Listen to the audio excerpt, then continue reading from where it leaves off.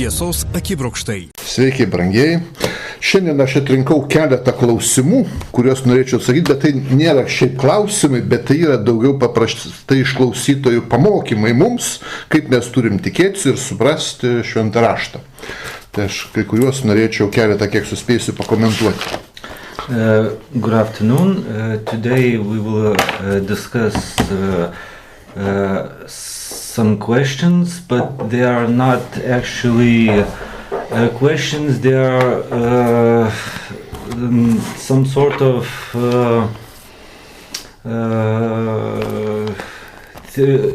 they are declarations from people for us to teach us how we should understand religion and other things.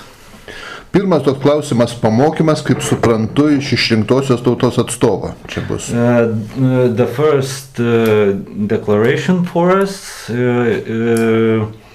is from from a person from a Jewish nation. Sako, mes visi turi sekti žydais ir tik iš žydų priimti religiją.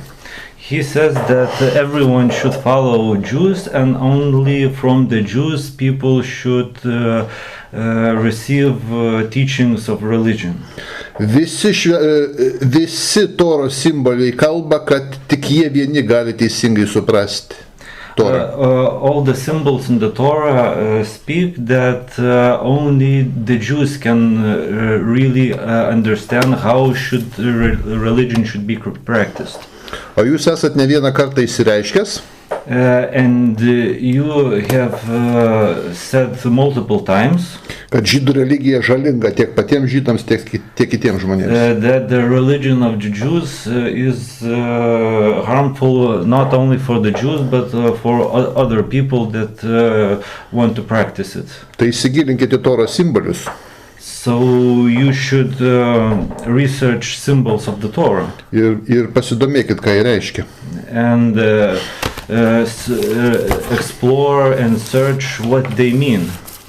Kągi įsigilinkim? Well, let's research. Puikus pasiūlymas. That is a great thing to do.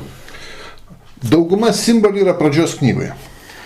Most of the symbols are in the book of Genesis. Joje aprašytos visos dvasinės pradžios. In the book of Genesis, all the beginnings of spiritual things are written. Ir kiekvieno dvasinio dalyko istorija bei pabaiga. And every spiritual thing's beginning and the end is written there. Pradžios knyga kalba apie patriarchą Jokūbą. The book of Genesis talks about the patriarch Jacob. Ką jis simbolizuoja?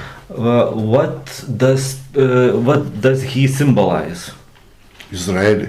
The patriarch Jacob symbolizes Israel. Žydų tautą. The Jewish nation. Kas abejoja, paskaitykim pradžios 32 skyrių. We can read Genesis chapter 32. Ir paskaitykim visą tekstelį. Nuo 24 eilutės iki 30. Į 31. From the verse 24 to 30. Jokūbas pasiliko vienas. Ten jis grūmėsi su vienu vyru iki aušros. Matydamas, kad neįstengė jo įveikti, tas vyras smogė Jokūbui į šlaunį ir išnarino Jokūbo šlaunies sąnarį. Tada tas vyras tarė, paleisk mane, nes jau aušta. Jokūbas atsakė, nepaleisiu tavęs, jei manęs nepalaiminsi. Tas klausė, kuo tu vardu? Jis atsakė, Jokūbas. Tada jis tarė, tu nebebūsi vadinamas Jokūbu, bet Izraeliu, nes tu kovoji su Dievu ir su žmonėmis ir nugalėjai. Jokūbas klausė, pasakyk man savo vardą, bet tas atsakė, kam įklausiu mano vardo? Ir jis ten jį palaimino. Jokūbas pavadino tą vietą Peneliu, aš regėjau Dievo veidas į veidą ir išlikau gyvas. Kai jis perėjo Penelį, patikėjo saulį ir jis šlubavo viena koja. Todėl iki šios dienos Izraelio vaikai nevalgo šlaunies raumenų, nes Jokūbo šlaunis buvo sužeista. Mhm. So Jacob was left alone, and the man wrestled with him till daybreak. When the man saw that he could not overpower him, he touched the socket of Jacob's hips, so that his hip was wrenched as he wrestled with the man. Then the man said, "Let me go, for it is daybreak." But Jacob replied, "I will not let you go unless you bless me." Then man asked him, "What is your name?" Jacob, he answered. Then the man said, "Your name will no longer be Jacob, but Israel, because you have struggled with God and with men and have overcome." Jacob said, "Please tell me your name." But he replied, "Why do you ask my name?" Then he blessed him there.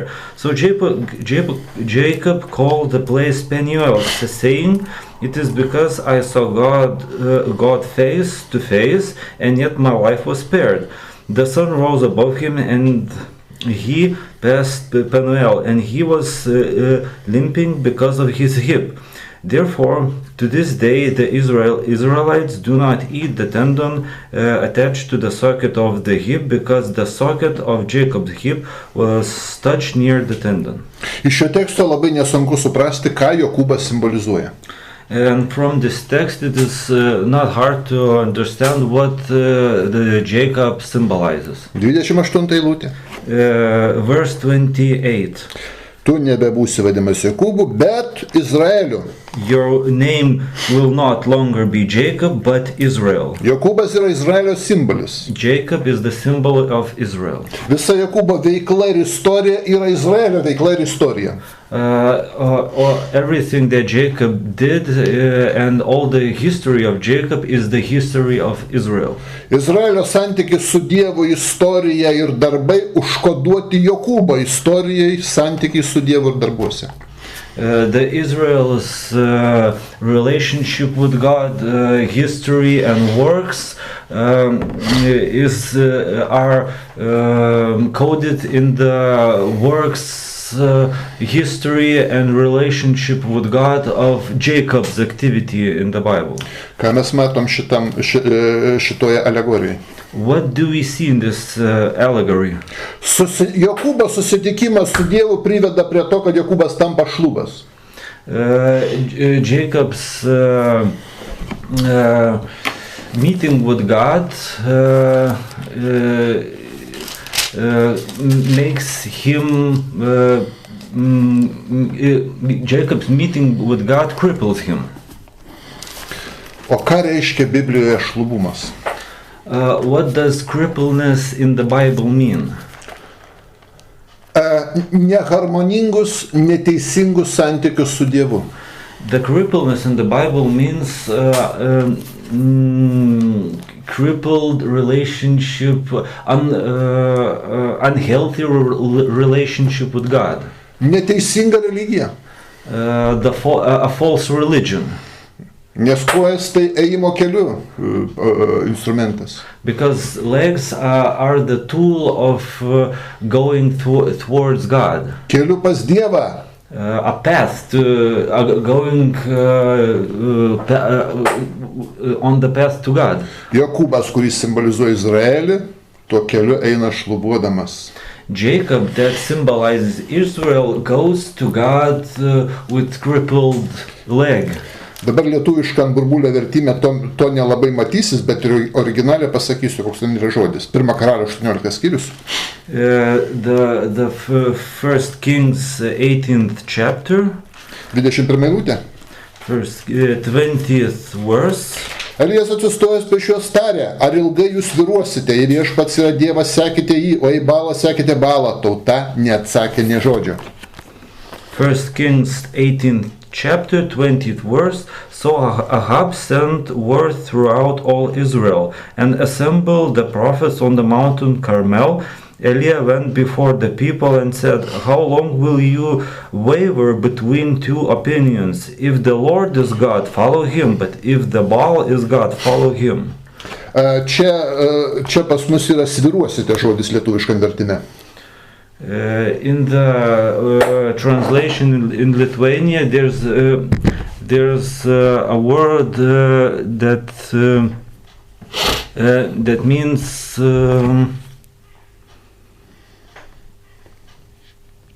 That means to fluctuate,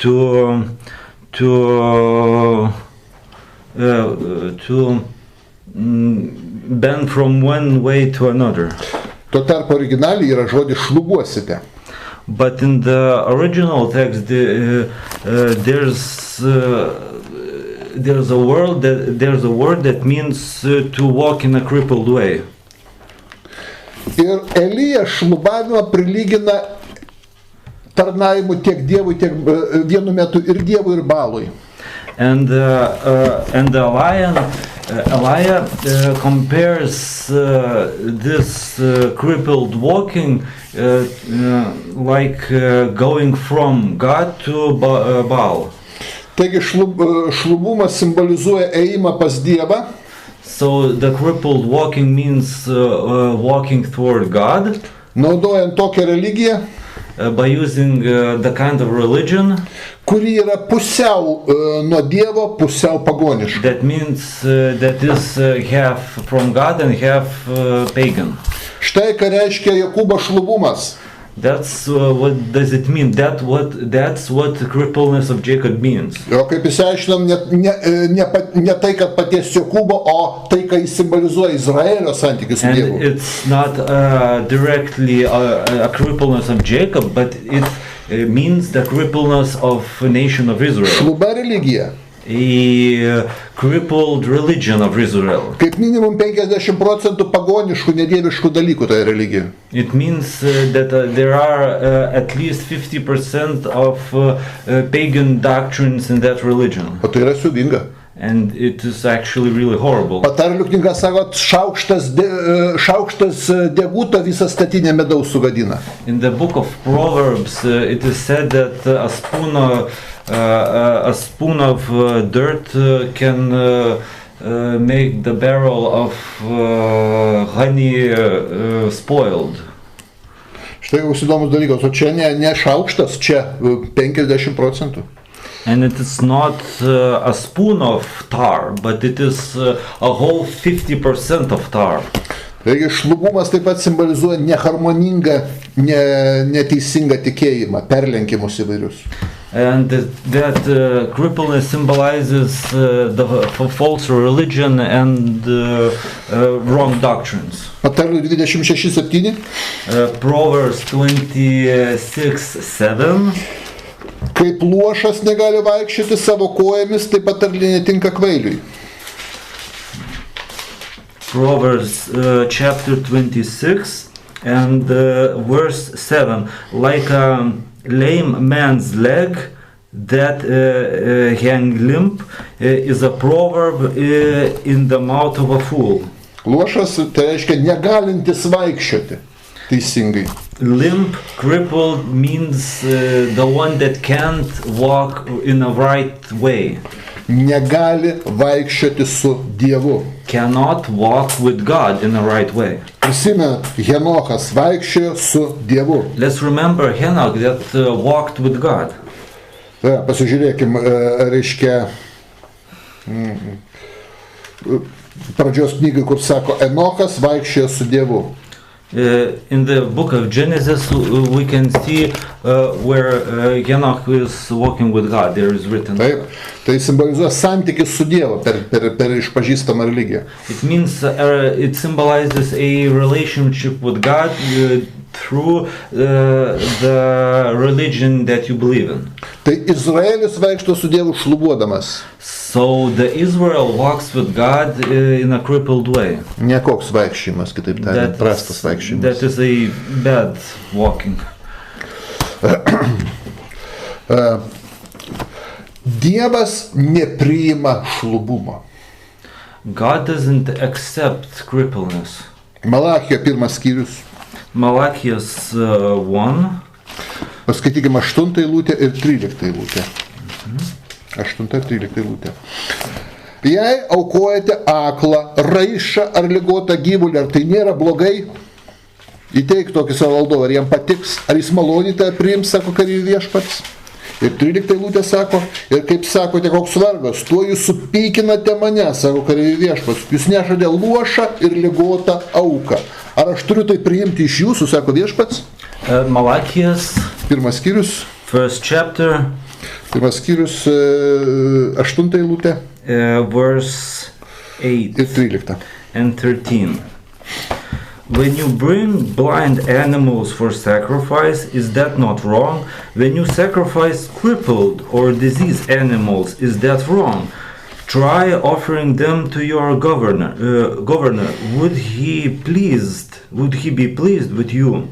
Would he accept you, says the Lord? And the 13th?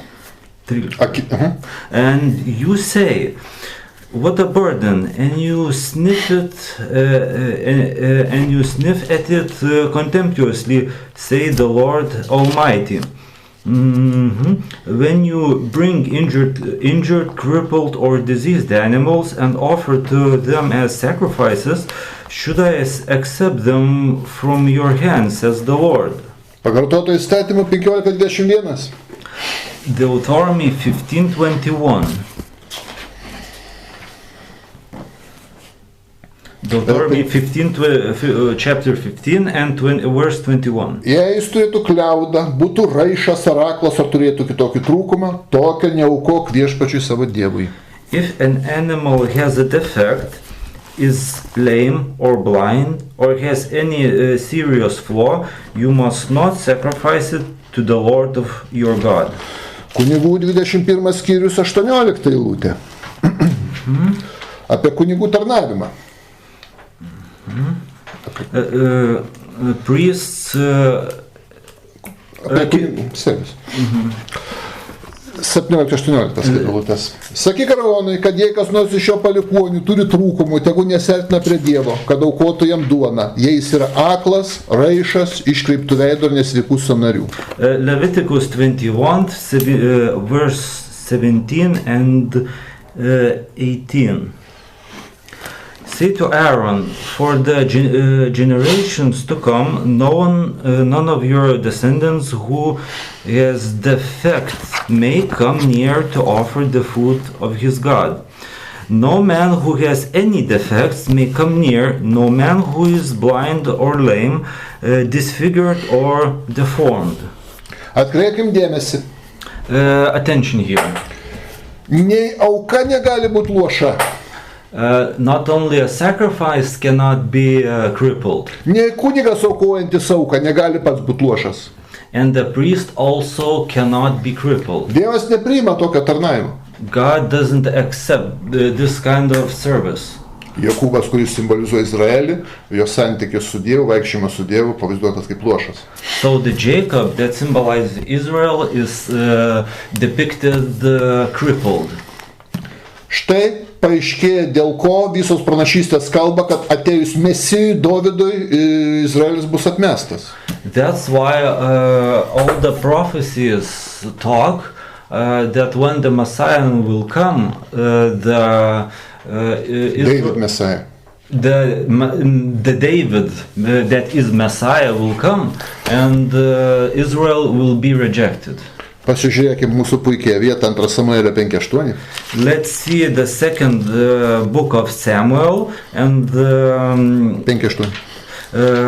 Chapter 5 and verse 8. Tuomet Dovydas tarė, kas nugalės jebuziečius ir pasieks vandens kanalą, tegul žudo raišuosius ir akluosius, kurių nekenčia Dovydas. Todėl yra sakoma, aklas ir raišas neįeis į namus. On that day, David said, anyone who conquers the Jebusites will have to use the water shaft to reach those lame and blind who are David's enemies. That is why they say, the blind and lame will not enter the palace. Taigi Dovydas, Mesijas, So the David that is Messiah, žemėje tie darbai, kuriuos jis darė, simbolizuoja tai, ką jis darys atėjęs antrą kartą. The works of David that are written in the Bible symbolize the works that he will do when he come as the Messiah to earth. Jis sako, nekenčia aklų ir šlubų. And here it is said that David hates blind and lame. O aklumas ir šlubumas turima omeny apie dvasinę aklumą ir šlubumą, ne fizinį. So the blindness and crippleness symbolize the spiritual blindness and crippleness, lameness. O jeigu Izraelis yra šlubas, And if the Israel is crippled, tai štai kodėl bus tokie prasti santykiai su Dievu. so that's why there will be such bad relationship with God. Štai kodėl psalmiai Dovydas prakeikė Izraelį.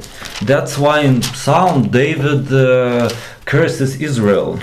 Sako, jų vaišių stalas tegul jiems žabangais pavirstas, pastais. He says that let the Israelites' table of goods become for them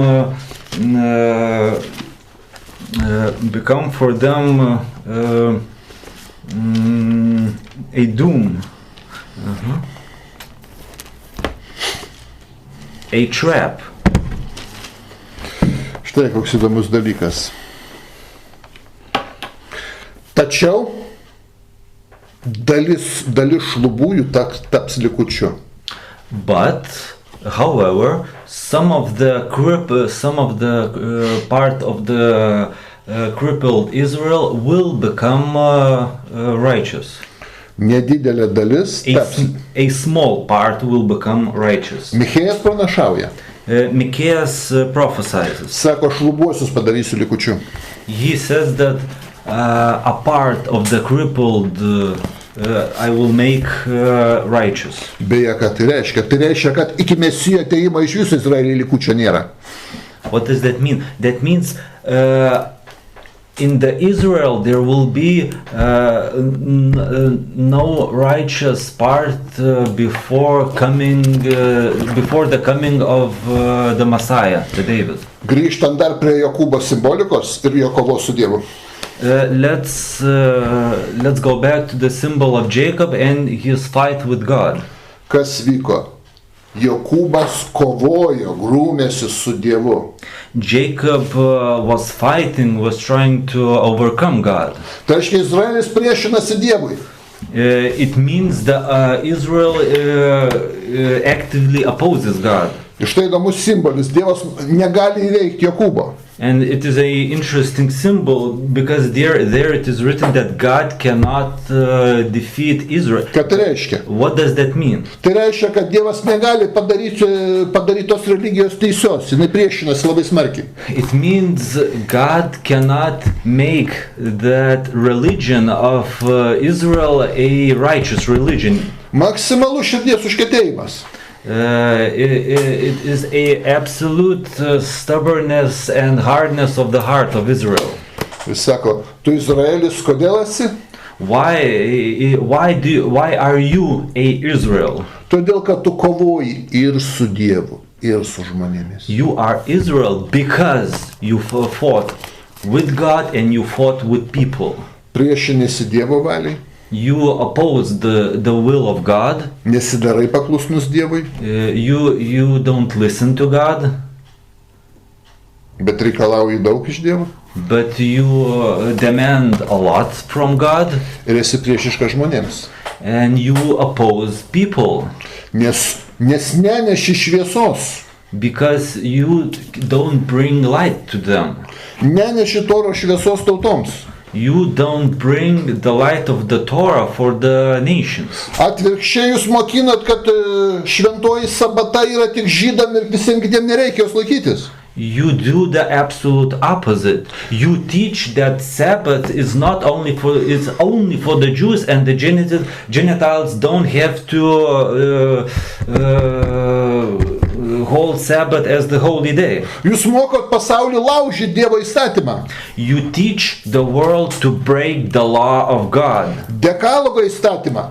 The law of Decalogue. Čia tas pats, kas pasakyti, tik žydas nevogti ar nežudyti turi, jūs visi galite žudyti ir vogti. It is the same if you would say that only a Jew cannot steal or cannot kill, but everyone else can do that. 10 Dievo įsakymų visiems. The 10th commandment of God are for everyone, not only for the Jews. O šventajame rašte pabrėžta, kad sabata būtent visiems. But in the Holy Scripture, it is highlighted that the Sabbath is for everyone. Sabata buvo padaryta šventa ir palaiminta Adomui.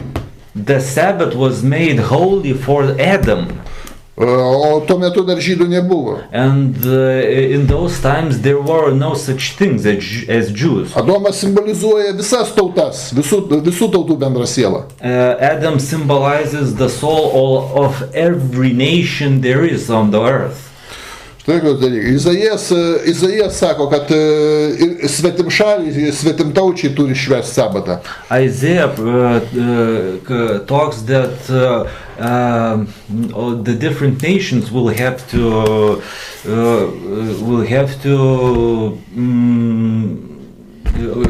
hold Sabbath as the holy day.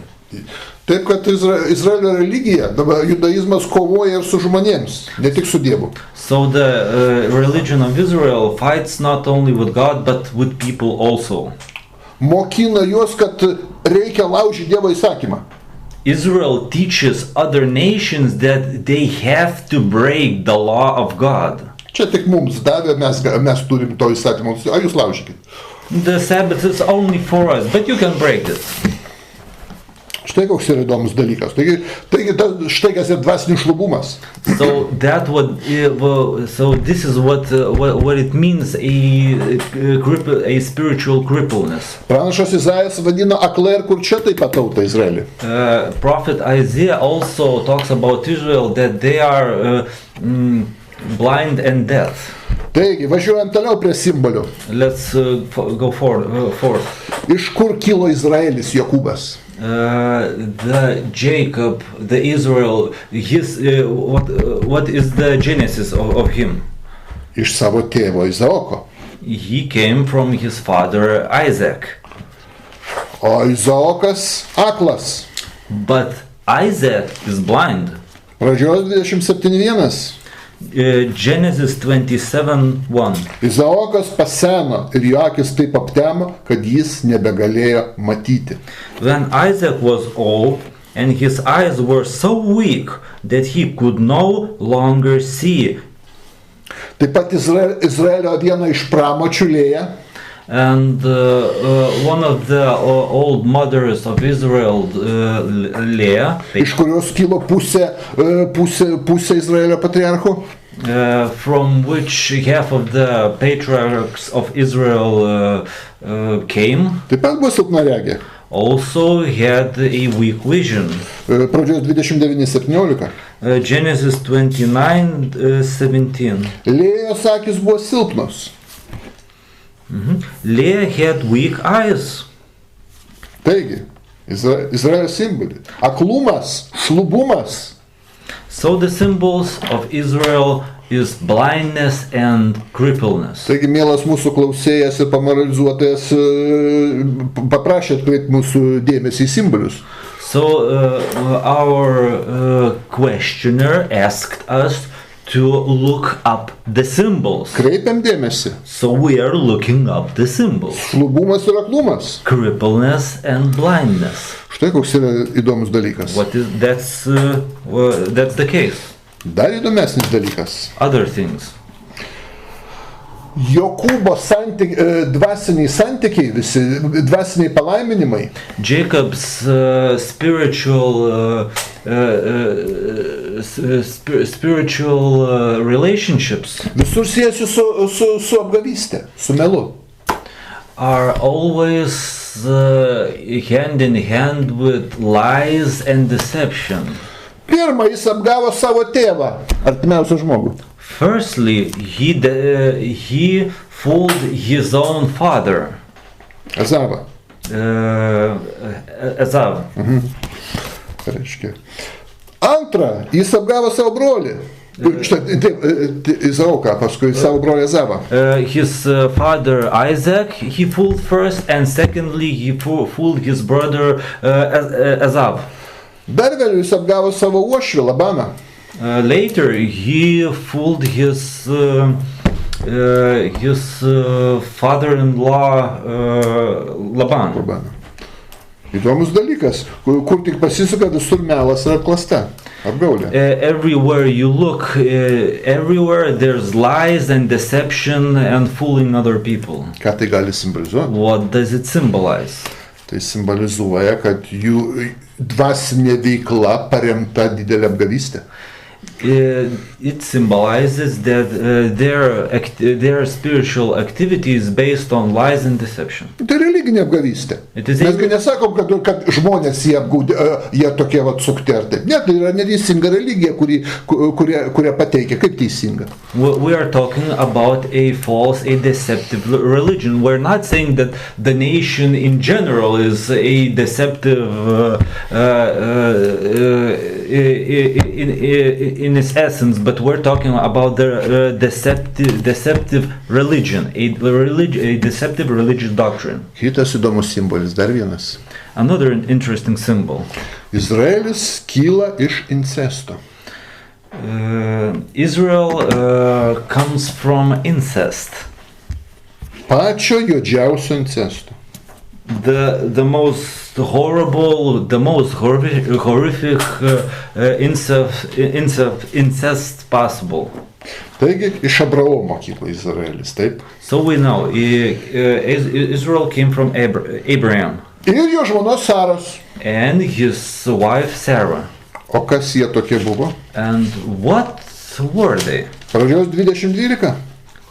Genesis 20 and verse 12. Abraomas sako. Abraham speaks here. Bet ji, Sara, iš tikrųjų yra mano sesuo, mano tėvo duktė, tik ne mano motinos, ir ji tapo mano žmona. So Abraham speaks, besides, she really is my sister, the daughter of my father through not of my mother, and she became my wife. Bendras tėvas. A common father. Brolis su seserim susitokė ir iš to kyla Izraelio tauta. Brother and sister married, and from them came the nation of Israel. Žinoma, labai juokinga patys ortodoksai, kurie šitą supranta tiesiogiai. The Orthodox are very funny to me because these texts they themselves understand literally. Mes jau bent jau simboliškai suvokiam. We understand this text symbolically, at least. Žinoma, savo kabutėse žodiniai Torai. Of course, they in their so-called worldly Torah, orally Torah, sušvelnina šitą siaubą šiek tiek. They try to make this horrible thing not so horrible. Sako, kad bendras diedukas buvo, ne tėvas. They say that there was a common grandfather, not the father. Bet vis tiek kraujo maiša. But still, the incest is there. Ir pakankamai siaubinga. And also horrible. Taip, žiūrim toliau. Let's see further. Visa genealogija paremta incestu.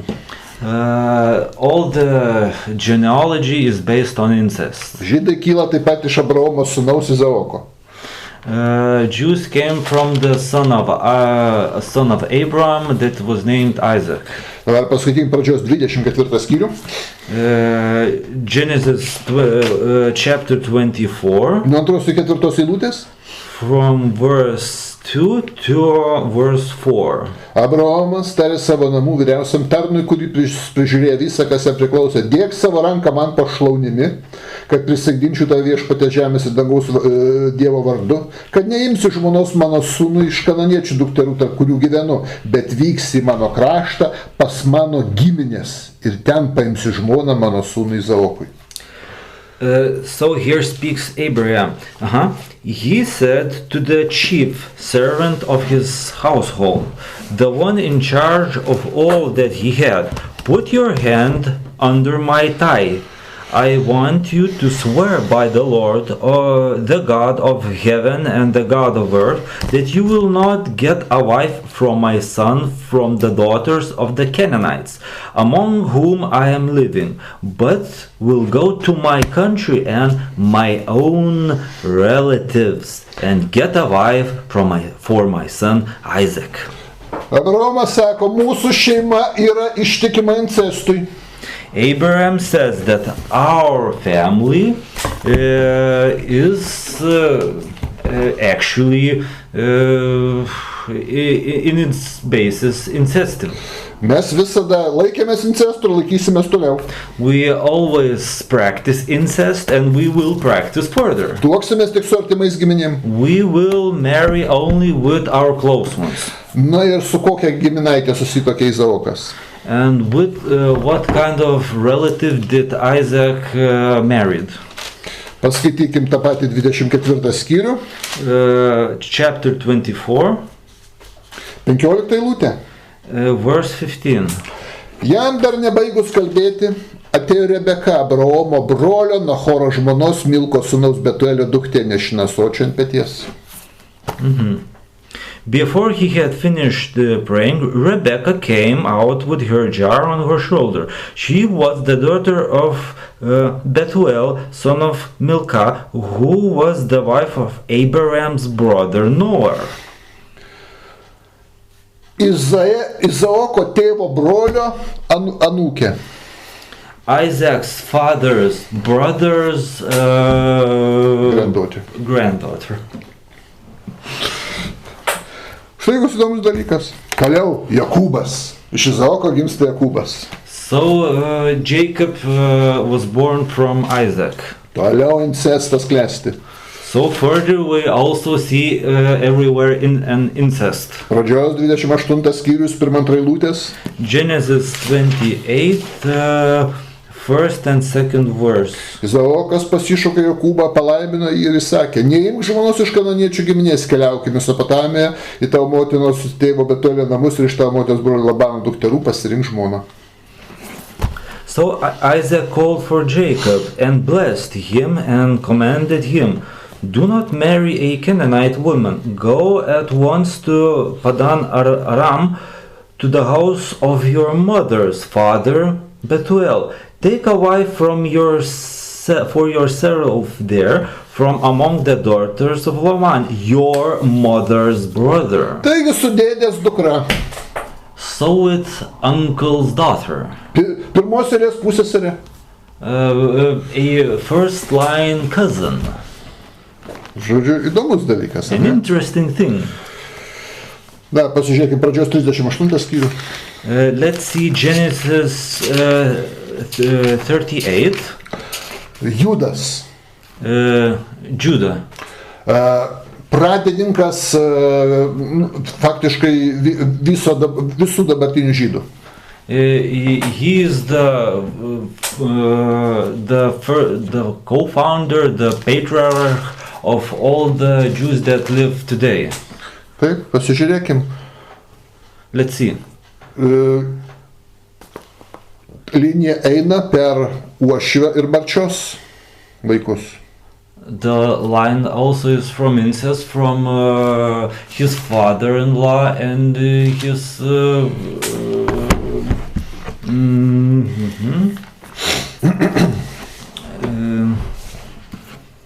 and his daughter-in-law. Pasižiūrėkime pradžios 38 skyrių. Let's see Genesis 38. Nuo 13 iki 18 eilutės. From 13 verse to 18.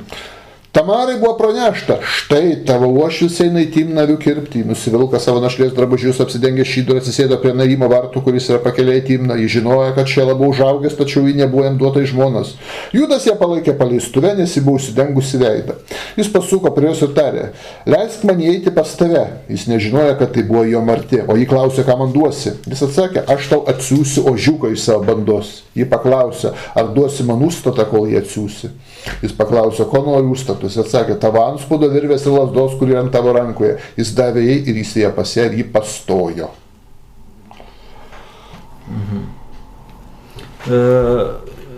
Nuo 13. 38. Taip, 13. When Tamar was told, your father-in-law is on his way to Timnah to share his sheep, she took off her widow's clothes, covered herself with a veil to disguise herself, and then sat down at the entrance to Enaim, which is on the road to Timnah, for she saw that though Shelah had now grown up, she had not been given to him as his wife. When Judah saw her, he thought she was a prostitute, for she had covered her face, not realizing that she was his daughter-in-law. He went over to her by the roadside and said, "Come now, let me sleep with you."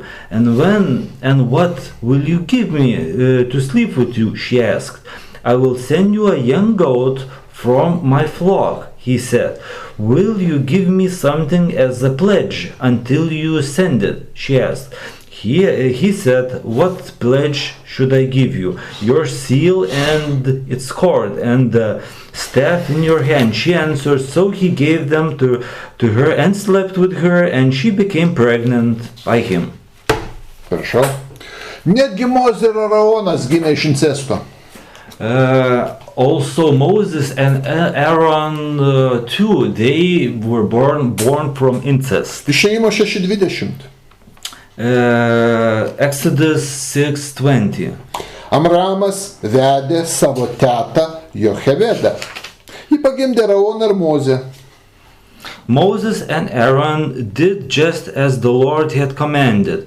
He raised his hand. 6:20. Sorry, I read the 6th chapter 6, and here we go, 20. Amram married his father's sister Jochebed, who bore him Aaron and Moses. Juokingiausia, kai šita ortodoksų religija remiasi šitą eilutę, sakydama, galima mato, prašau. It is really funny when the religion of Orthodox, they base their declarations on this verse, and they say you can marry your close one. Sako, Mozė su Aaronu iš tetos ir dėdės santuokos gimė. The Aaron and Moses were born from incest. You can do it too. Tai mes dabar to nedarom, bet mes atvirkščiai dėdės su dukteriai čia gali tuoktis. We say kind of differently. We say that the daughter and daughter-in-law can marry. Aaronas vyriausias kunigas, iš kurio eina visa kunigų linija. Aaron is the chief priest from which all the line of the Levites, the priests are born. Not Levites. Priests are born. Štai koks įdomus dalykas. Ką simbolizuoja kunigai? What does priest symbolize? Izraelio religijos mokytojus. They symbolize the teachers of Israel. Religijos. The teachers of the religion for Israel. Ir visa ta sistema mokymas ir vadovavimas kyla iš incesto. And all this system was born from incest. Ką tai galėtų simbolizuoti? What could this symbolize? Iškreipta religija. A defected religion. Nesveika religija. A sick religion. Kurioje pilna draudžiamų dalykų. In which there are a lot of bad and things that are not allowed. Prisiminkim kananiečius. Let's remember Canaanites. Kodėl juos reikėjo išnaikinti? Why it was written in the Bible that they should be destroyed. Rašo Torah, kad užsiminėdavo incestu. It is written in Torah that they practice incest. Su artimu giminaičiu tuokdavosi. With a close one they married. Ir už tai kananiečiai turi būti nubausti. And that's why Canaanites should have been destroyed. Tuo tarpu Izraelis tą praktikuoja gerai. But Israel practiced it and they say it's okay. Net po to, kai gavo Torą per Mozę, Not after when they received Torah from Moses, kraujomaiša klestėjo. incest was practiced widely. Uždrausti santykiai klestėjo. They were forbidden, but they were de facto practiced widely. Štai vienas pavyzdys.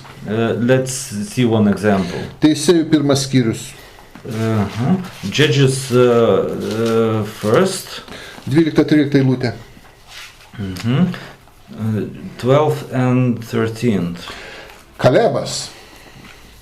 Caleb. Kalebas tarė, kas nugalės Kirjat-Seterą ir užims, tam duosiu savo dukterį Achsą į žmonas. Ji užėmė jaunesnio Kalebo brolio, Kenazo sūnus Otnielis. Kalebas atidavė jam savo dukterį Achsą. And Caleb said, I will give my daughter Aska in marriage to the man who attacks and captures Kirjath-Sefer. Othniel, son of Kenaz, Caleb's younger brother, took it, so Caleb gave his daughter Akah to him in marriage. Prašau, pirmos eilės pusbrolis su pusseserė tuokėsi. Here you go, the first line cousins married them. O Dovydo šeimoje, Let's look up David's family. pažiūrėkime, 2 Samuelio 13 skyrių. Second book of Samuel, the 13th chapter. Skaitau pirmą eilutę. The first verse. Dovydo sūnus Abšalomas turėjo gražią seserį vardu Tamarą. Ją pamilo Dovydo sūnus Amnonas. In the course of time, Amnon, son of David, fell in love with Tamar, the beautiful sister of Absalom, son of David. Prašau, pusbrolis su pusseserė. Here you go, cousins marry. Dabar žiūrėkime nuo 10 iki 14 eilutės. Let's see from 10 to 14th verse. Tada Amnonas tarė Tamarai, atnešk valgį į kambarį, kad valgyčiau iš tavo rankų. Tamara ėmė pyragaičius, kuris buvo iškepusi, atnešė savo brolį Amnonui į kambarį. Jei nešus valgį, Amnonas nutvėręs ją tarė, gulk su manim, mano seserie. Jam atsakė, ne, broli, neprievartauk manęs, nes taip neturi būti daroma Izraelė, nedaryk šitos kvailystės, kur aš dingsiu iš gėdos, tu būsi kaip kvailys Izraelė, geriau pasikalbėk su karalium, jis neatsisakys manęs tau duoti. Then Amnon said to Tamar, bring the food here into my bedroom, so I may eat from your hand. And Tamar took the bread she had prepared and brought it to her brother Amnon in his bedroom. But when she took it to him to eat, he grabbed her and said, come to bed with me, my sister. Don't, my brother, she said to him. Don't force me. Such a thing should not be done in Israel. Don't do this wicked thing. What about me? Where could I get rid of my disgrace? And what about you? You would be like one of the wicked fools in Israel. Please speak to the king. He will not keep me from being married to you. Sako, kam tau mane prievartauti? She says, why should you force me? Kai galim susituokti, tėvas leis laisvai. We can simply marry. The father will allow it. Pirmos eilės pusbroliai. The first line cousins. Taigi, Žydų šlubumas, So the crippleness of the Jews, aklumas patriarchų, the blindness of patriarchs, jų apgaudinėjimas, their deception, incestas, incest, simbolis, kokia iš jų ideologija, kokia iš jų religija kils. is a symbol of the religion that will come from them. Nuodas, Poison. nuodas, kurio Torah įspėja saugotis. It will be poison that Torah says that you should be careful. Pakartoto įstatymo 32 skyrius. The Deuteronomy chapter 32. Nuo 32 iki 35 eilutės. From verse 32 to 35. Tikrai jų, žydų, vynmedis yra iš Sodomos ir Gomoros laukų. Jų vynogės yra nuodingos ir vynogių kekės karčios. Jų vynas slibinų ir angių nuodai. Visą tai laikoma mano užantspauduotam sandėly. Mano atlyginimas ir kerštas, kai jų kojas paslys. Jų pražūties diena arti, greit juos ištiks tai, kas jiems skirta. Their wine comes from the vine of Sodom and from the fields of Gomorrah. Their grapes are filled with poison and their clusters with bitterness. Their wine is the venom of serpents, the deadly poison of cobras. Have I not kept this in reverse and sealed it in my walls? It is mine to avenge. I will repay. In due time their foot will slip. Their day of disaster is near, and their doom rushes upon them. Torah pranašauja, kokį dvasinį maistą, kokią religiją jie sukurs. The Torah prophesies what kind of spiritual food they will make, what kind of religion they will create. Kitas to simbolis. Other symbol of the same thing Kanibalizmas. is cannibalism. Savo vaikų ir kūdikių valgymas. The devouring, the eating of their own children. Taip, štai koks yra įdomus dalykas. Biblija kalba, Bible talks kad už tam tikrą nukrypimą for a certain mistake. Dievas leis jiem valgyti savo vaikus ir kūdikius. The God will let them eat and devour their own children. Čia simbolis It's a symbol. dvasinio maisto. It's about spiritual food. Turbūt nėra jokio kito maisto paties šlykščiausio, baisiausio, nusikalstamiausio. Perhaps there is no more horrific food you can think of in the world is the eating of human flesh. Savo pačių vaikus. Your own children's flesh. Šito baisų simbolių Dievas nori parodyti, štai koks dvasinis maistas, jų kokios vertės. With this symbol, God wants to show what kind of horrific doctrine is their religion. Materialiam pasauliui tai prilygtų tarsi valgyti savo vaikus ir kūdikius. In the material world, it would be the same thing as devouring your own children. Na, paskaitykim, Raudų 20. Let's read Laments 2:20. Antras skyrius, 20 eilutė. Second chapter and verse 20. Viešpatie, pažvelk, ir esi ką panašaus matęs. Nejaugi motinos turi valgyti savo vaisių kūdikius, kurios glamonėja. Look, O Lord, and consider, whom have you ever treated like this? Should women eat their offsprings, the children they have cared for? Raudų 40. Lamentations 4:10. Gailestingosios moteris vyrė ir valgė savo pačių vaikus, tai buvo jų maistas mano tautos sunaikinimo metu. With their own hands, compassionate women have cooked their own children who became their food when my people were destroyed. Antra Karalių 6 skyrius. Second book of Kings, the 6th chapter. Nuo 26 iki 29 eilutės. From 26 to 29. to 29. Izraelio karalių einant mūro sieną viena moteris sušūko, padėk mano valdove karaliau. Jis atsakė, viešpats tau nepadė, kaip aš tau padėsiu, iš klojimą ar iš vyno spaustuvo. Karalius paklausė, ko norėtum. Jie atsakė, šita moteris man sakė, suvalgym tavo sūnų šiandien, mano sūnų rytoj suvalgysime. Išvirė mano sūnų ir jį suvalgėme, o kitą dieną jį pasakiau, kad duotų savo sūnų suvalgyti, tai jį paslėpė jį. As the king of Israel was passing by on the wall, a woman cried on him, help me, my lord the king. The king replied, if the Lord does not help you, where can I get help for you? From the threshing floor, from the wine press? Then he asked her, what is the matter? She answered, This woman said to me, give up your son so we may eat him today, and tomorrow we will eat my son. So we cooked my son and ate him. The next day I said to her, give up your son so we may eat him. But she had denied him, hidden him. Ezekielio 50. Ezekielas 5:10. Todėl jūsų tėvai valgys savo vaikus ir vaikai tėvus. Aš įvykdysiu teismą tavyje ir jūsų vaikutį išblaškysiu į visas puses. Ezekiel 5:10.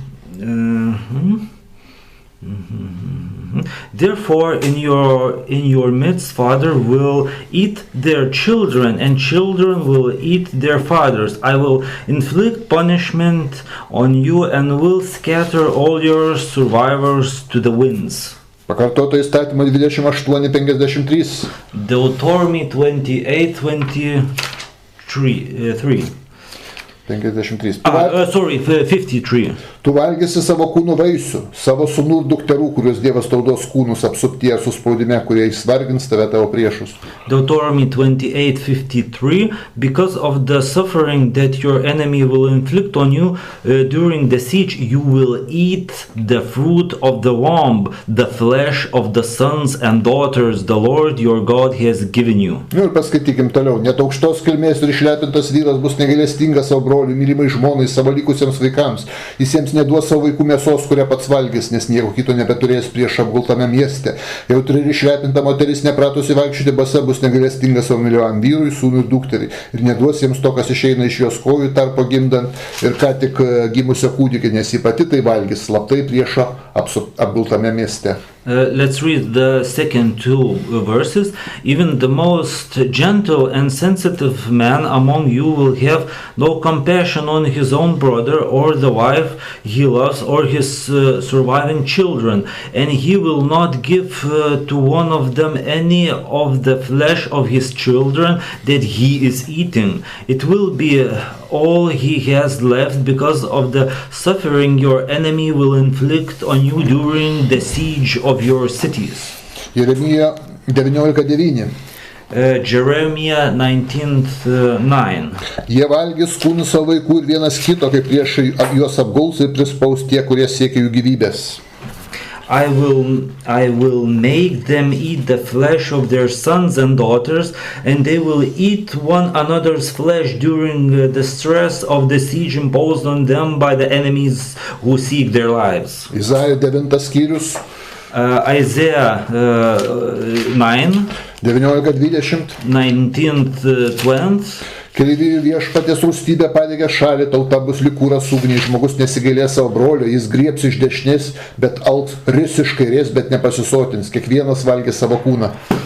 By the wrath of the Lord Almighty, the land will be scorched and the people will be fuel for the fire.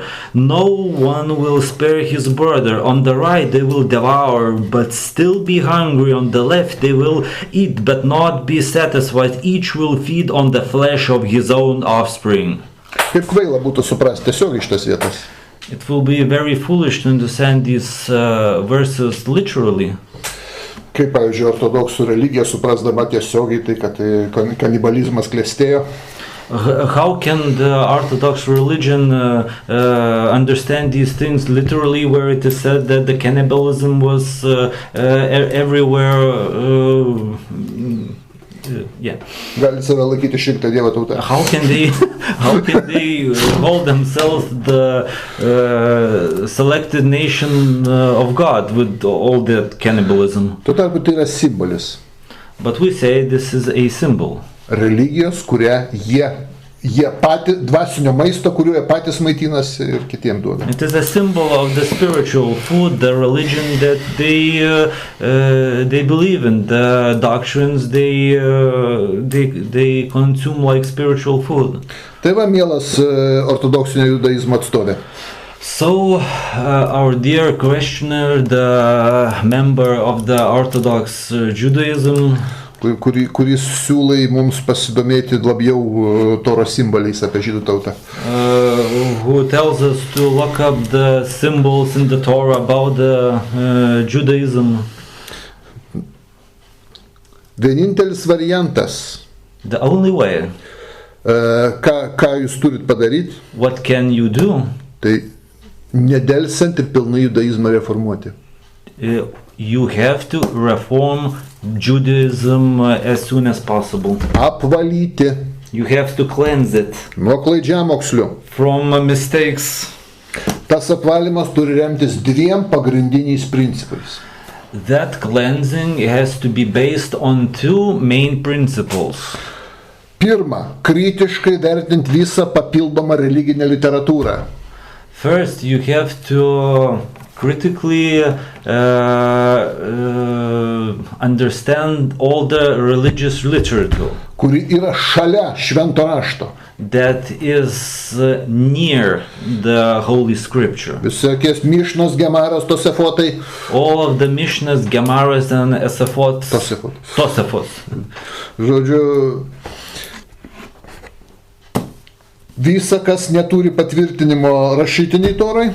That means everything that has no basis in the written Torah. Visa, kas kertasi su sveiku protu. Everything that contradicts the sane mind. Ir elementari žmogiška moralė. And the elementary moral, human moral. Be jokių verkšlenimų apie tradiciją, kad mūsų tėvai ir seneliai laikėsi, turi būti pašalinta, nedelsiant. Without any whining, that our fathers and grandfathers, they believed in this without any whining, like that you have to get rid of it. Ir antras postulatas. And other main thing. Nedelsiant nuo pažadinio Tanacho aiškinimo prieiti prie filosofinio, alegorinio, dvasinio aiškinimo. You have to go from the interpreting the Bible literally to interpreting the Bible in spiritual, philosophical, symbolical way. Tada bus apsivalymas tikras. Then you will really be cleansed of the religious filth. Gerai, tiek tada šitą klausimą. Okay, that's enough for this question. Kitas klausimas. Another question. Rašo pilietis. Naujojo testamento Dievas yra geras ir atlaidus, o Seno testamento baudžiantis ir neatleidžiantis.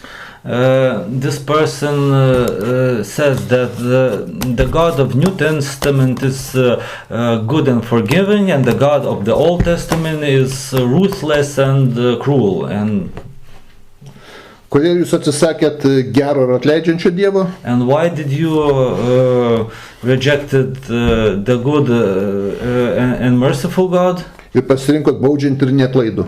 And you selected the God that punishes and doesn't forgive. Iš informacijos galim spręsti, kad šį klausimą arba pamokymą duoda krikščionis. By the nature of this question, we can understand that it was given by a Christian. Mielas ir gerbiamas krikščionį, kaip tik atvirkščiai yra. Dear Christian, we can say that it is actually the opposite. Kaip tik Naujojo testamento Dievas, Jėzus skelbia patį žiauriausią ir neatlaidžiausią dalyką. Actually, the God of New Testament, Jesus, declares the most cruel and horrific God possible. Amžiną pragarą. Jesus declares eternal hell. Tuo tarpu Tanache nėra amžino pragaro. However, in the Tanakh, there is no such thing as eternal hell. Kas yra pragaras krikščioniškas? What is a hell in the understanding of, in the basis of Christian doctrine? Tai siaubingas nusidėjėlio kankinimas. It is a horrible torture of a sinner. Visą amžinybę. For all eternity. Be pabaigos. Without end. Tos siaubingos kančios niekada nesibaigs. Those horrible sufferings will not end ever. Niekada jis tas žmogus nebeišpirks savo kaltės.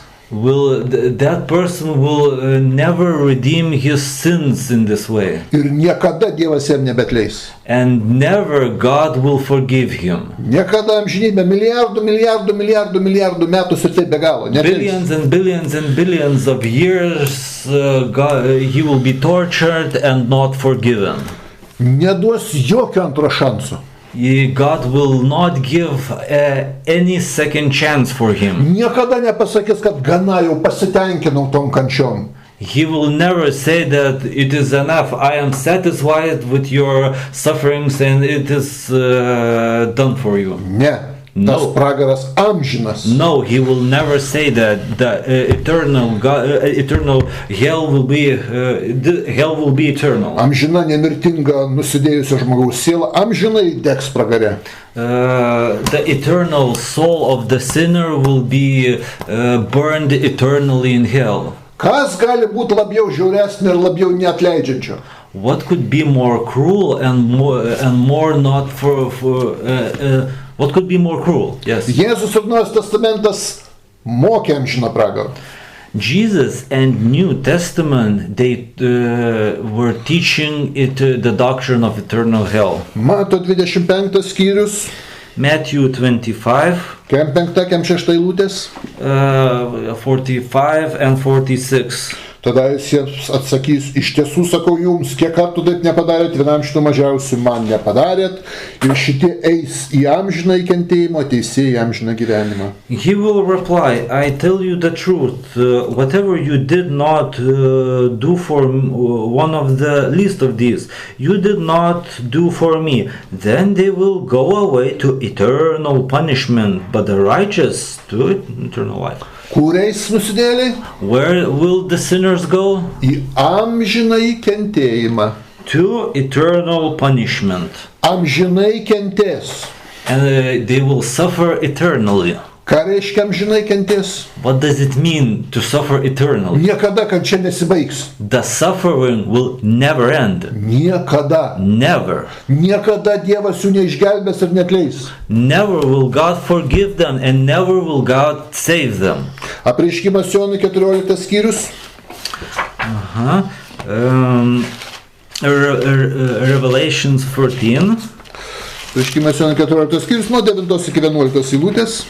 14 from 9 to 14 to iki 11.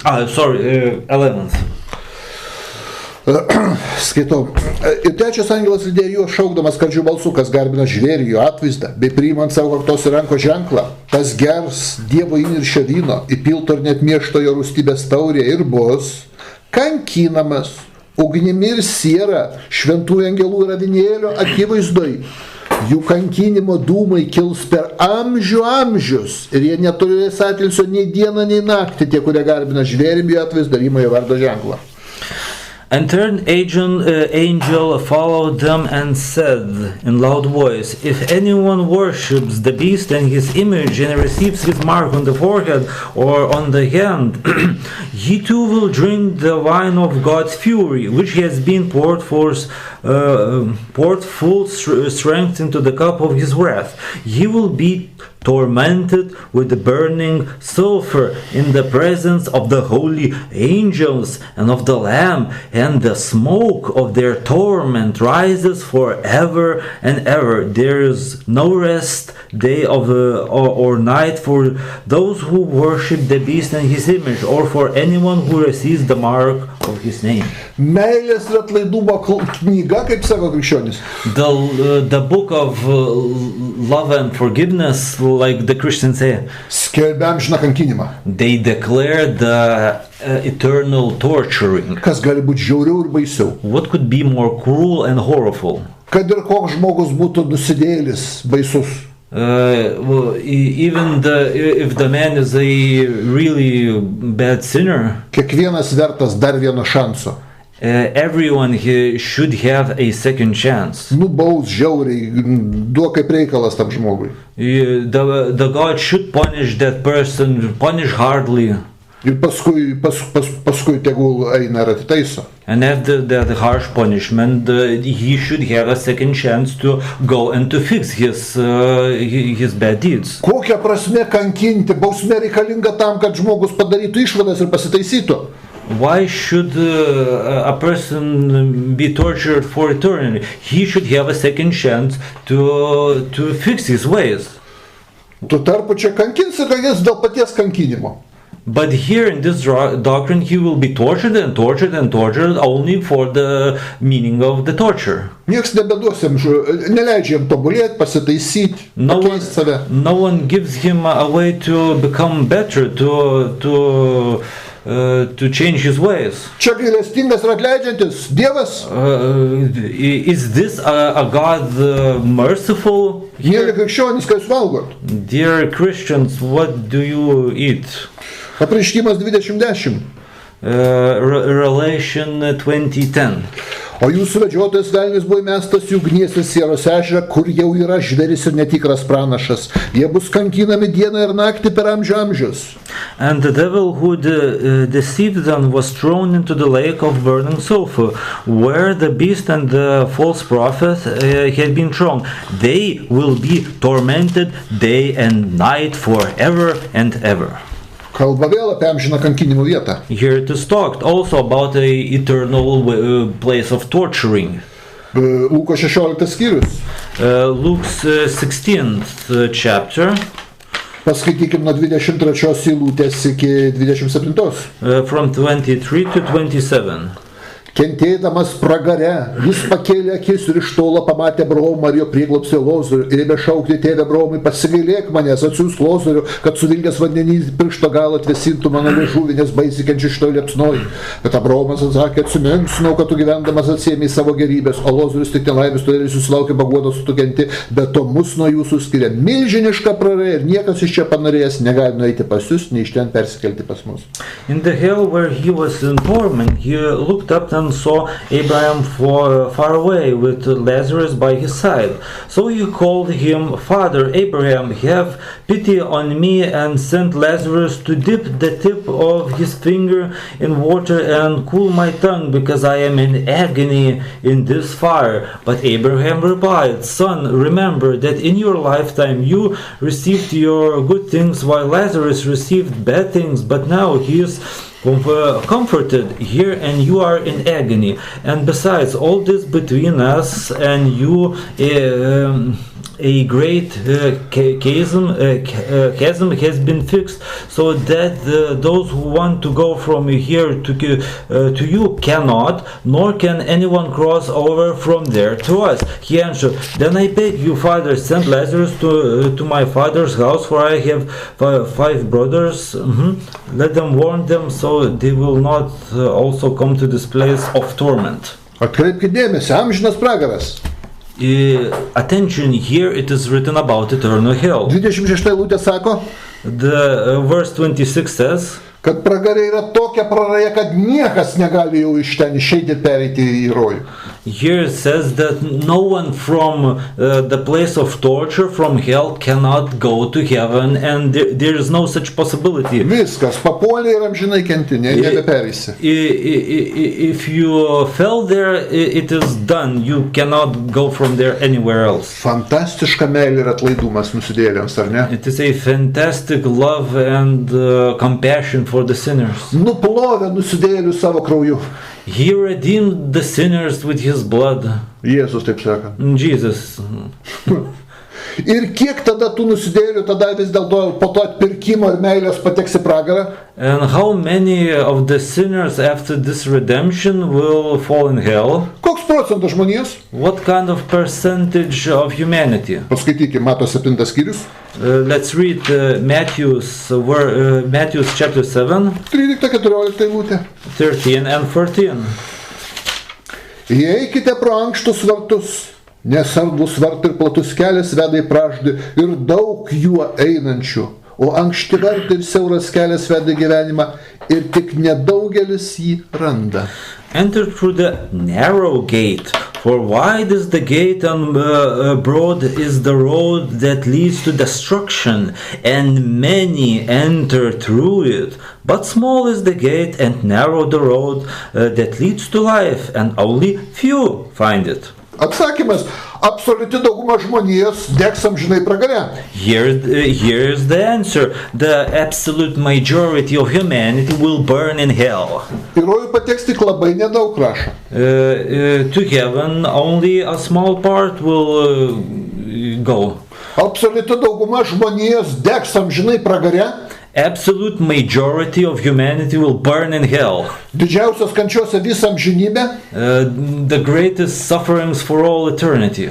Ir absoliučiai daugumai žmonijos nebus atleista niekad. And for majority of humanity there will be no forgiveness ever. Krikščionis, kur čia gailestingumas?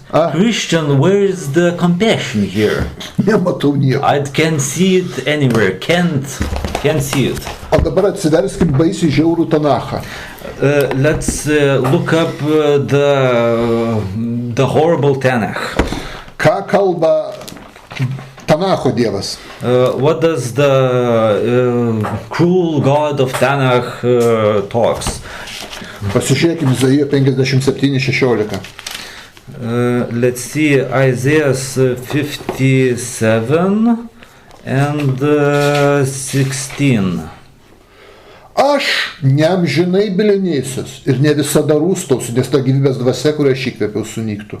I will not accuse forever, nor will I always be angry, for the spirit of man would grow faint before me. Žiaurus ir neatleidžiantis Tanacho Dievas, The cruel and uncompassionate God of Tanakh, neamžinai rūstauja ir bylinėjasi. he is angry for a short time. Skirtingai nuo gerojo Jėzaus, Differently from the all good Jesus, piktasis Seno Testamento Dievas amžinai nepyksta. the cruel God of Tanakh, he is not angry. He's only angry for a short time. 103 psalmė 8-9 eilutė. Psalm 103, 8-9 eilutės. 8-9. Štai koks yra žiaurus Tanacho Dievas, dabar paskaitykim. 103, 8-9. Žiaurus Tanacho Dievas. Let's see let's look up the cruel God of Tanakh. Gailestingas ir maloningas yra viešpats, lėtas pykti ir turtingas gailestingumo. Ne visados jis barosi ir neamžinai rūstauja.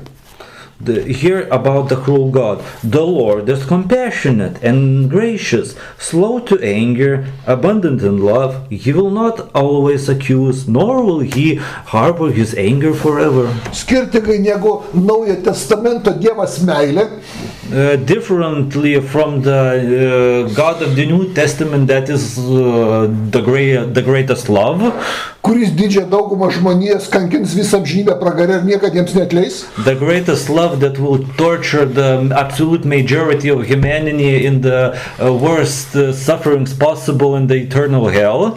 Piktasis Seno Testamento Dievas ne visada barosi ir ne visada rūstauja, neamžinai rūstauja. The cruel God of Tanakh will be angry. He will not be angry forever. He only be angry for a short time. Jis pyksta neilgai. He is angry only shortly. Ir Tanacho Dievas baudžia mažiau negu kad žmogus yra nusidėjęs, vertas. And the God of Tanakh punishes a person less than he is worth the punishment. Paskaitykim 103 psalmę, dar kartą paskaitykim 10 eilutę ir toliau. Let's read the same Psalm 103, the verse 10 and further.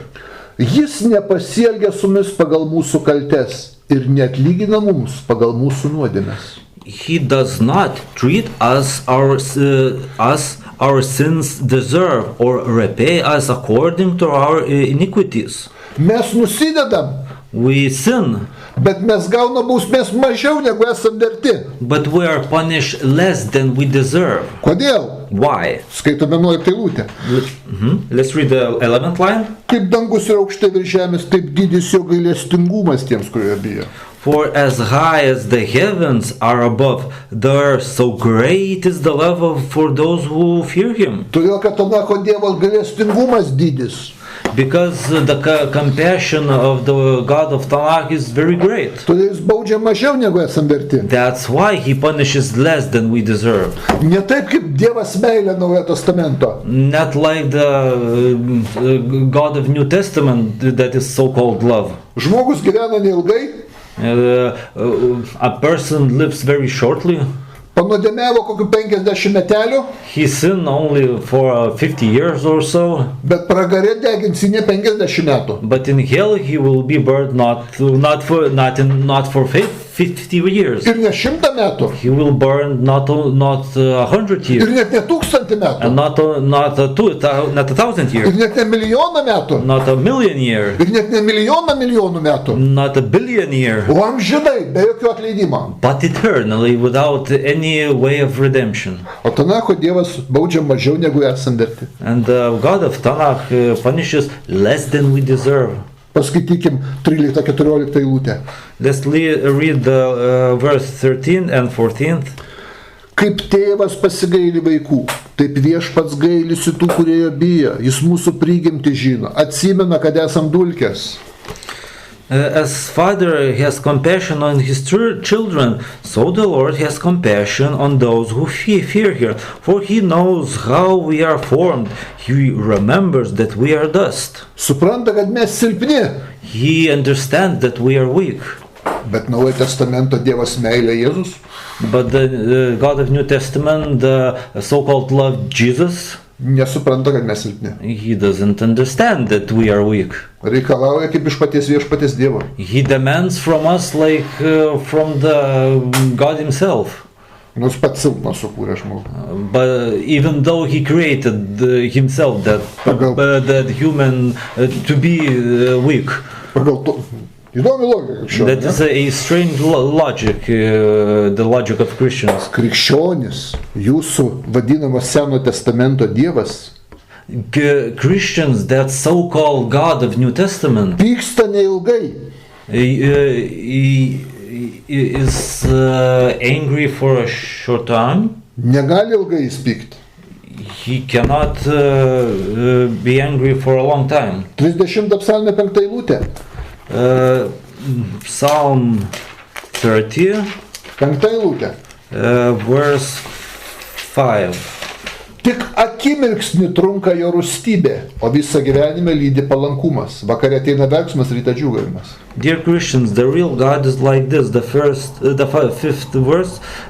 For his anger lasts only a moment, but his favor lasts a lifetime. Lyginam. Let's compare. Naujojo Testamento Dievo pyktis trunka visą amžinybę ir niekada jam neatleis nusidėliui. The wrath of the God of New Testament lasts for all eternity and he will not forgive the sinner ever. Ir todėl krikščionis sako, koks geras ir gailestingas Naujojo Testamento Dievas. That's why Christians say that is why the God is all that compassionate. Tuo tarpu Tanako Dievas pyksta akimirksnį. But the God of Tanakh is only his anger lasts only a moment. Ir krikščionis sako, va koks žiaurus ir piktas. And the Christians say, wow, look how the angry God of your Tanakh is. Krikščionis jūs supranta tokį dalyką logiką, kas tai yra. Christians, do you understand that what is logic mean? What does logic mean? Įtariu, kad ne. I fear that you have no understanding of this. Religinis fanatikas nelabai logiką gali suprasti. A religious fanatic cannot understand what logic is.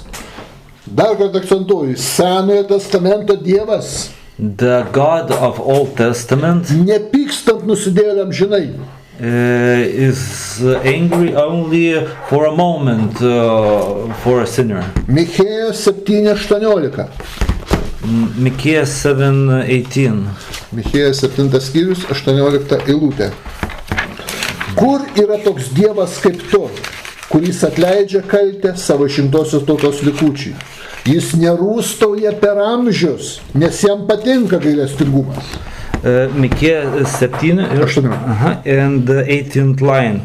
who is a God like you, who pardons sin and forgives the transgression of the remnant of his inheritance. You do not stay angry forever, but delight to show mercy. Tanachas sako, kad jo Dievas nerūstoja per amžius. Tanakh declares that this God is not angry, is only angry for a short time. Kodėl? Why? Todėl, kad jam patinka atleisti. Because he likes to forgive. Nu, turi tokią silpnybę, jis mėgsta atleisti. He has this kind of property to forgive.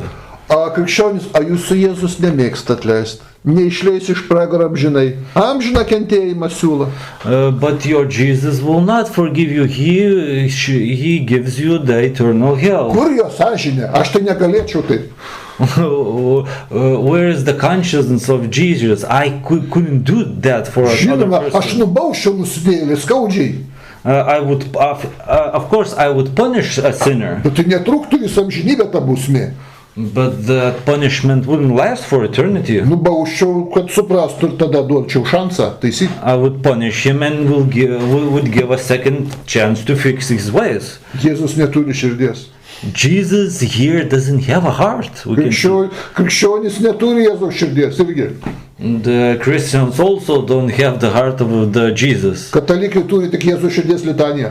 Catholics only have the litany of the heart of Jesus. Seno Testamento Dievas nusidėjėlę neatmeta amžinai. The God of Old Testament doesn't reject a sinner for eternity. Skaitom, Raudų 3 skyrius, 31 eilutė. Let's read Lamentations 3, 31 eilutė. 31. Nes viešpats neatstumia amžiams. For men are not cast off by the Lord forever. Viešpats neatmeta amžiams. They are not cast off by Lord forever. Va, koks Tanako Dievas, žiaurus, neatmeta amžiams. That is the God of Tanakh. He doesn't reject forever. Tai kaip jis žiaurus ir neatlaidus? How can he be cruel and uncompassionate? O kaip jūsų Jėzus gailestingas, jeigu jisai iš pragaro viskas, jokių šansų išeiti žmogui? And what about Jesus? How can he be compassionate when the sinner can't go from hell ever? Ir neatleis absoliučiai daugumai žmonijos. And he will not forgive for the majority of humanity. Nes pagal siaurą kelią palyginimą išeina, kad tik tai maža dalis bus išgelbėta. According to the symbol of the small path, only a small part will be saved. Visi kiti pragare.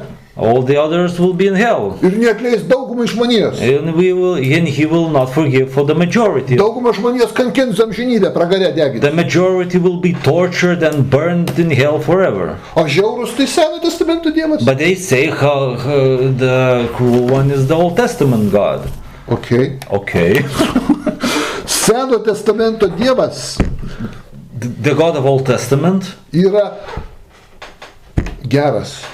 Is good. Nes jam net mintis į galvą netėjo degint žmogų amžinai. Because he had never had a thought to burn a person forever. Jeremija 32-35. Jeremiah 32:35. Jie įrengė Balui aukštumą Ben Hinomo slėnyje, kad leistų savo sūnus ir dukteris per ugnį Molechui. To aš jiems neįsakiau. Ir tai man net į galvą netėjo, kad jie darytų tokį nusikaltimą ir trauktų jų nuodėmę.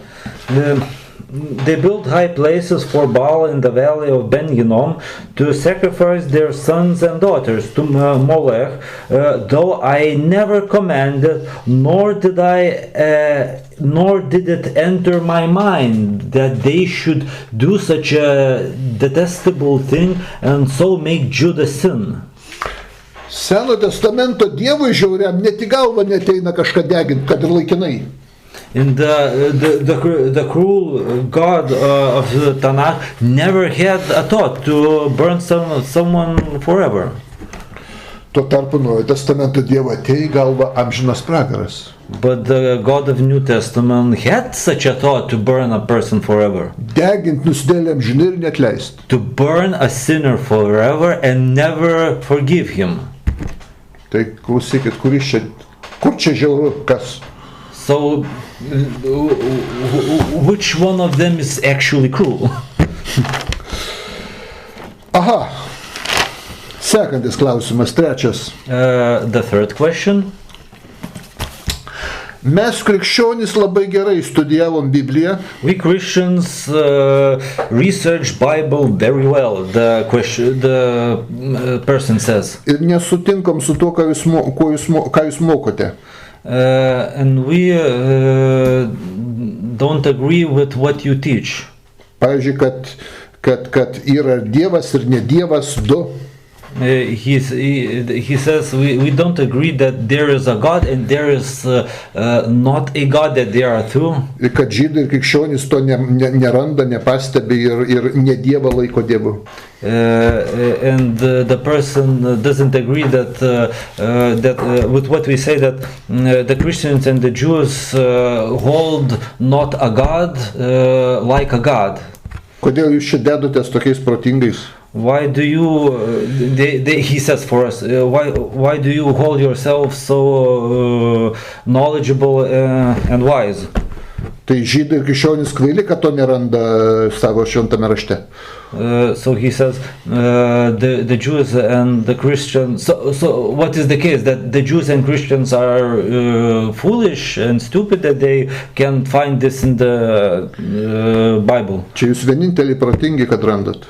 So he says to us, you are the only ones that understand these things. Na, ką padarysim, mes randam. Well, what can we do? We find it. Ir manau, kad labai blogai, kai žydai ir krikščionys neranda. And we think that it is very bad that Christians and Jews can't see it. Pirmas Dievo įsakymas tiesiog išplaukia. The first commandment of God for the Christians and the Jews is broken. Jeigu nerandat, aš galiu ir parodyti. If you can see it, can find it, I can show you. Štai paimkim tokį dalyką. Let's look up one thing. Niekas negali Dievo pamatyti lyg gyvas. No one can see God and then stay alive after he sees it. Išėjimo 33:20. Exodus 33:20. 33:20. Mano veido negalėsi matyti, nes žmogus mane pamatęs negali išlikti gyvas. But he said, you cannot see my face, for no one may see me and live. Dievo pamatęs žmogus negali išlikti gyvas. A person that saw God cannot stay alive. Ir jeigu čia visur vienas Dievas, and if everywhere here is only one God, tai dar ir kaip gali likti gyvas? The case is that actually people saw and after that they were alive. Mato ir lieka gyvas, mato ir lieka, ir visi mato ir lieka gyvas. There are a lot of people that actually saw something that is called God, and they were after that still alive. Pradžioje 16:13. Exodus 16:13. Ir viešpati, kuris su ja kalbėjo, Hagarą pavadino, tu esi Dievas, kuris mane matai, nes jis sakė, aš tikrai mačiau Dievą, kuris mane mato. She gave this man to the Lord who spoke to her. You are the God who sees me. For she said, I have now seen the one who sees me. That is why the well was called Beer-lahai-roi. It is still there between Kadesh and Beer. So she saw a God. Pradžioje 17:1. Genesis 17:1. Kai Abraomas buvo 99 metų amžiaus, viešpats pasirodė Abraomui. When Abraham was 99 years old, the Lord appeared to him and said, so he saw God. 18:1 pradžios. 18th Genesis. Viešpats pasirodė Abraomui prie Mamrės ąžuolų. The Lord appeared to Abraham near the great trees of Mamre.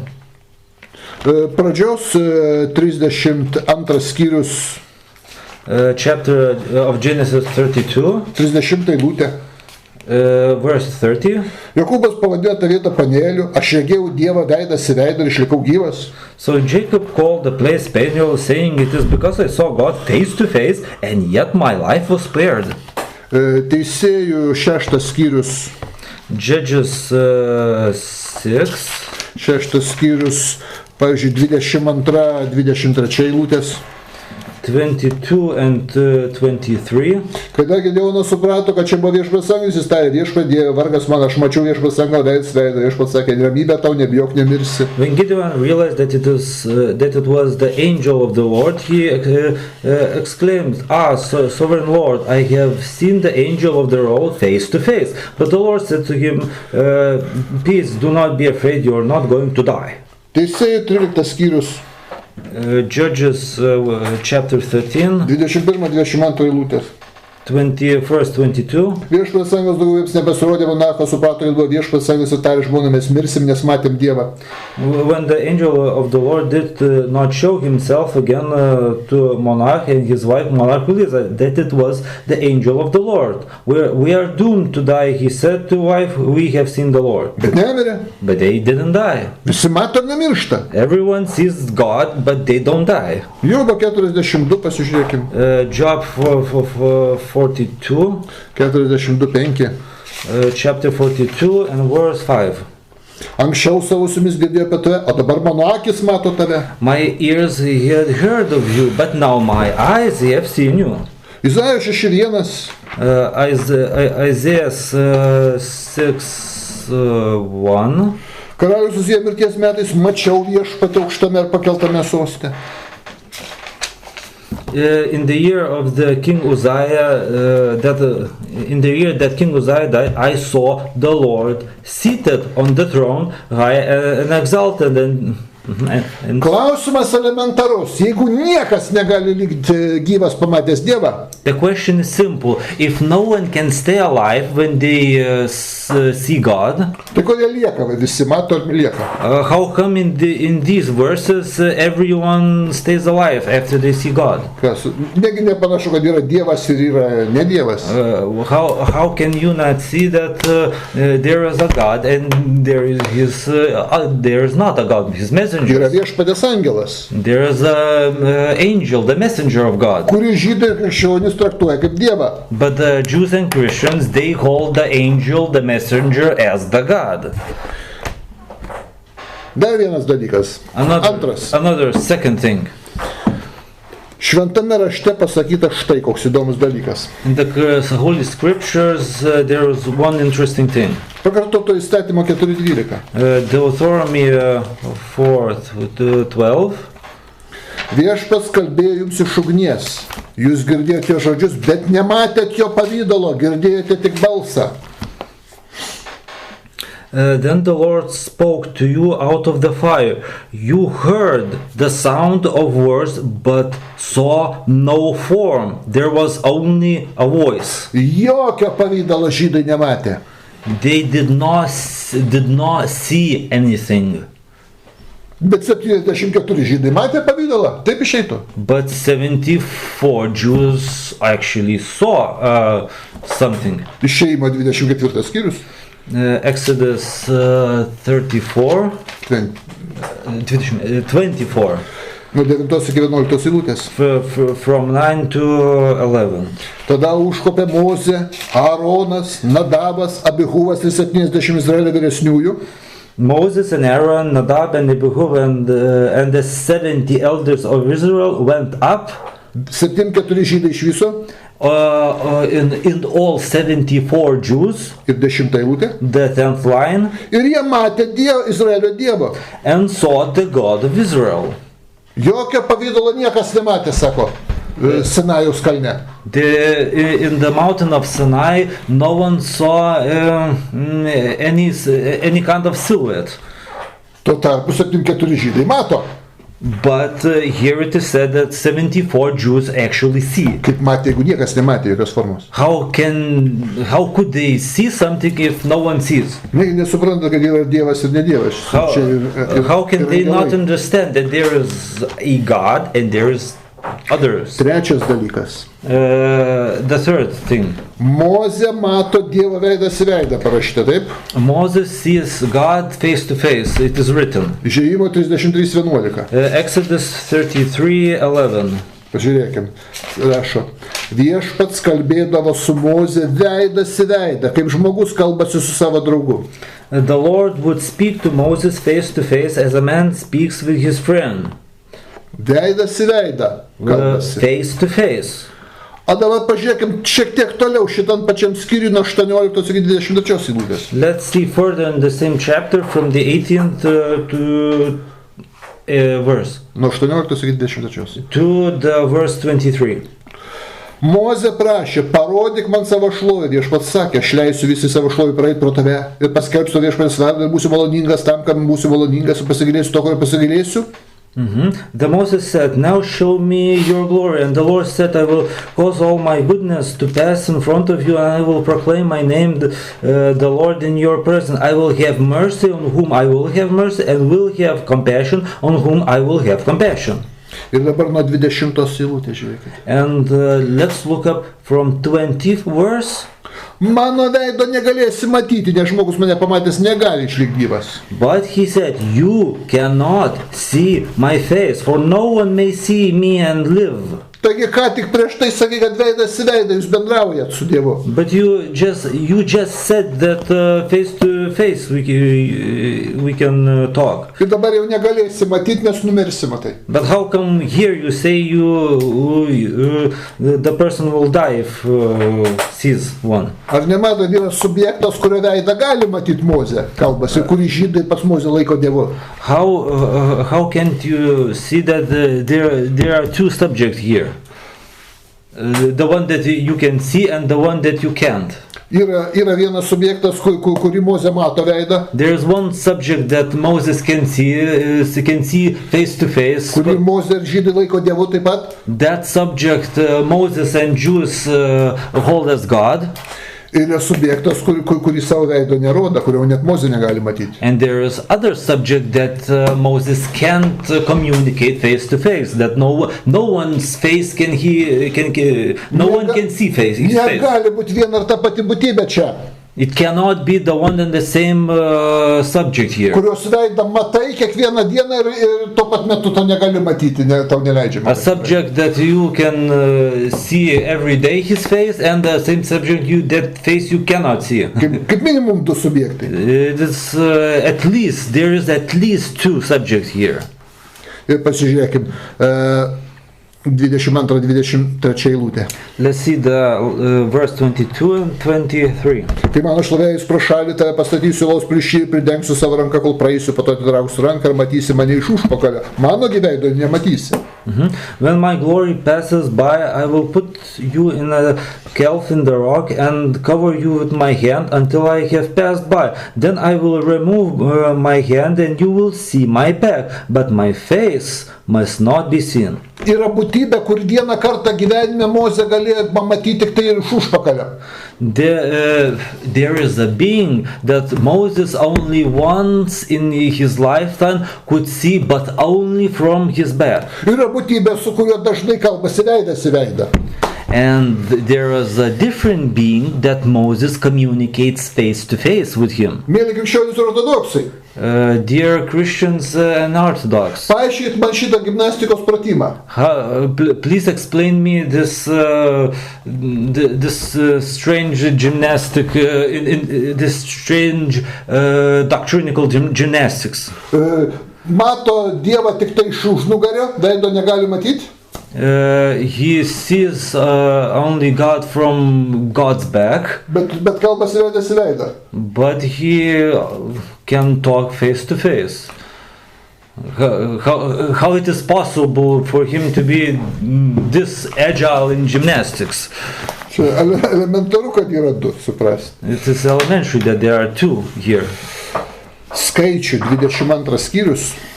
Numbers 22. Dar vienas įdomus dalykas, skaičių 22 skyrius, Another- nuo 20 iki 22 eilutės. From 20 to 22. Vėlgi su Balamo Asilo puikus palyginimas. Another comparison and with the donkey of Balaam. Naktį atėjo Dievas pas Balamą ir jam tarė, jei tie žmonės tave kviečia, eik su jais, bet daryk, kaip aš tau įsakysiu. That night God came to Balaam and said, since these men have come to summon you, go with them, but do only what I tell you. Įsiklausykit. Let's listen up. Atėjo Dievas ir sako, eik, The God came and said, go, eik su jais. go with them. Skaitom toliau, Balamas atsikėlęs rytą pabalnuoja savas ir iškeliavo su Moabitų kunigaikščiais. Balaam got up in the mornings, saddled his donkey and went with the prince of Moab. Dievas liepia, eik su jais, Balamas eina. God told Balaam, go with them, and Balaam goes. 22 eilutė, dabar žiūrim. Verse 22, let's see. Viešpats susirūstino, kad Balamas išėjo. But God was very angry when he went. Dievas sako, eik, God says, go. Balamas eina. Balaam goes. Ir Dievas supyksta, kad eina. And then God becomes angry because Balaam goes. Dievas liepia eiti, viešpats supyksta, kad eina. God says go, and then he suddenly becomes angry because Balaam goes. Ar nematot, kad čia du? Can't you see there are two? Tas pats yra panašiai su Moze. It is a similar thing with Moses. Žiūrėkit, 4 skyrius išeimo. Exodus 4 Skaitau nuo 19 eilutės from verse 19 iki 26. to 26. Viešpats tarė Mozei, Midianė, sugrįžk į Egiptą, nes visi, kurie ieškoja tavo gyvybės, yra mirę.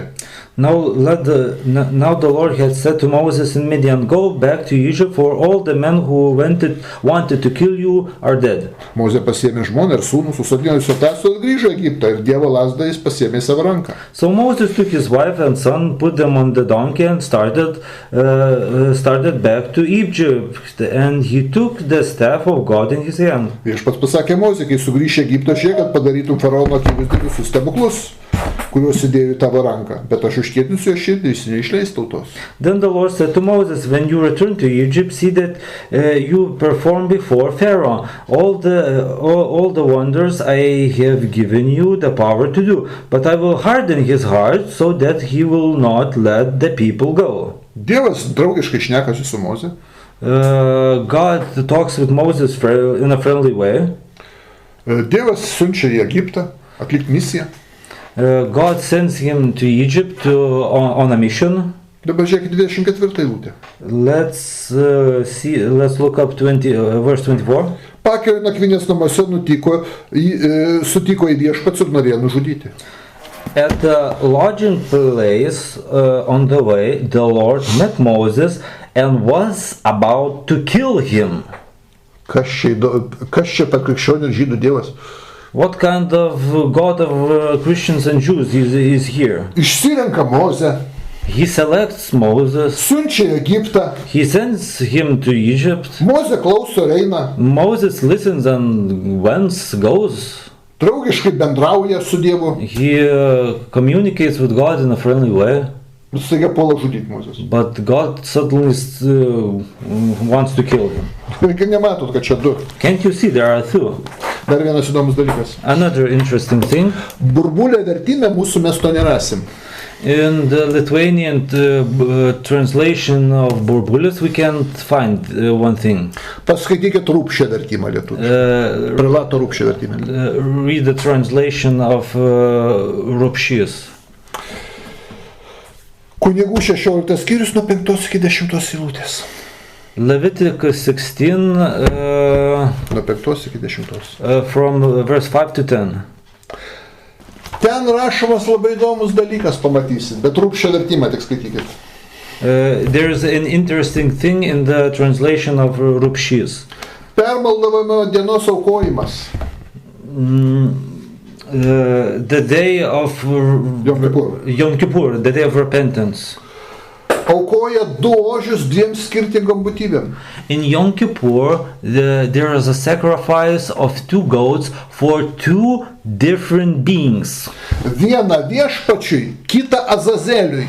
One is sacrificed for the Lord and other for the Azazel. Vieną viešpačiui, kitą Azazeliui. One for the God, the Lord, other for Azazel. Krikščionys aiškina, kad Azazelis yra šėtonas. Christians say that Azazel is Satan. Tai Tora mokina aukoti ožį šėtonui? So the Torah teaches to give sacrifices to Satan? Tora pati savo prieštaraus? Torah contradicts herself? Ji uždraudžia bet kam kitam aukoti skyrus Dievą. It denies to sacrifice for anyone else but the God. Įsivaizduokit, vieną Dievui papjauna, one goat is sacrificed for one, o kitą paskiria Azazeliui. And other is declared for Azazel. Vyriausias kunigas uždeda ant jo rankas, sudeda Izraelio nuodėmes ant jo The galvos. high priest puts his hand on that goat and puts all the sins of Israel on that goat. Ir išvaro į dykumą tą ožį. And sends that goat to the desert. Matot du. So you can see too. Yra tarpininkas, kuris apreiškia Dievą. There is one that gives message from the God. Viešpatės angelas Jahvė Azazelis. Angel of the world, Jahveh or Azazel. Chokma. Kaip pavadinsi? You can name it in different ways. Ir yra tas Dievas, kurį apreiškia. And there is God that those messengers talk about. Ir va šitą painiavą pažydusių krikščionis nesuprasta, jie priima kaip vieną. And this thing Christians and the Jews cannot understand. They hold these two beings, these two subjects as one. Priima kaip vieną ir vienintelį Dievą. They understand as one and the same God. Štai kokia įdomi situacija. This is the case, the situation. O, žiūriu, jau pakankamai laiko praėjo. We have talked a lot today. Dar tų klausimų yra, bet jau šiandien tada nebetęsim. There are more questions, but we won't continue. Tiek tada. Okay, that's enough for today.